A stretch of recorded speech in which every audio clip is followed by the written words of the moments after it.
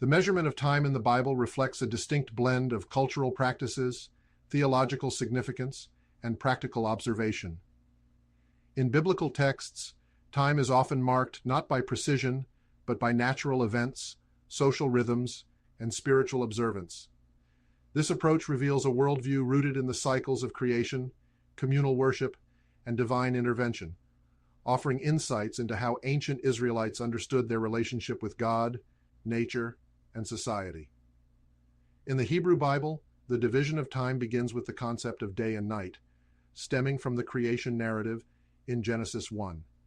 In Genesis 1:5, the structure of a day is marked as evening and morning, establishing a rhythm that begins at sunset. This sunset-to-sunset day forms the basis of Jewish timekeeping, a practice that continues to influence Judaism and Christianity. In addition to marking the passage of days, Genesis indicates a 7-day structure, with 6 days of labor followed by the Sabbath. This 7-day week becomes foundational, with the Sabbath serving as a sanctified day of rest, reminding the Israelites of God's creation and covenant. The Bible's approach to dividing daylight is less exacting than modern standards. The day was loosely divided into 3 main parts: morning, noon, and evening, which could be observed without mechanical tools, relying instead on the sun's position. Specific terms like early morning, midday, and evening offer approximate markers for activities and events. For example, Psalm 55:17 mentions prayers evening, morning, and noon, indicating that worship followed these daily segments.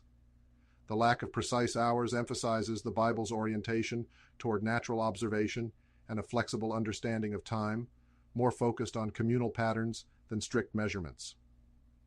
By the time of the New Testament, Roman influence on timekeeping had begun to appear in Judea. Roman timekeeping introduced a more formal division of the day into hours, which the Gospel writers reflect in descriptions of events in Jesus' life. For instance, Mark 15:25 records that Jesus was crucified at the 3rd hour, roughly corresponding to mid-morning. The 6th hour, around noon, and the 9th hour, around 3 p.m., are also referenced, suggesting that the Gospel writers were familiar with the Roman 12-hour day system. However, these hours were not fixed units of 60 minutes as they are today.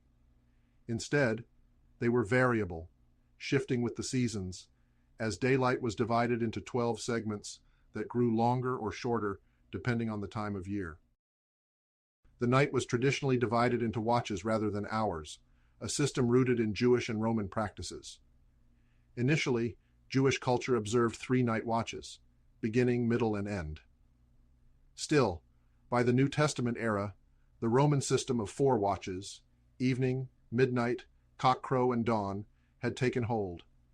This division appears in passages like Mark 13:35, which speaks of being alert during each watch in anticipation of the Lord's coming.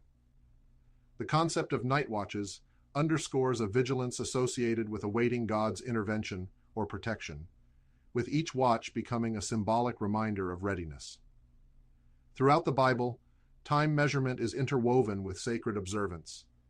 Festivals like Passover, Pentecost, and the Feast of Tabernacles are set on specific days within the lunar calendar, underscoring a cyclical understanding of time grounded in remembrance and renewal. The lunar calendar, in turn, aligns people's lives with creation's natural cycles, further embedding time within the realm of divine order and nature. Time in the Bible is measured not by strict chronological units, but by patterns of nature, worship, and covenantal observance. This perspective centers the people of Israel within God's created order, fostering a sense of sacred rhythm that shapes their identity and spiritual practice. The Bible's approach to time thus reflects a theological framework where each day, week, and season invites a deeper recognition of God's presence and purposes.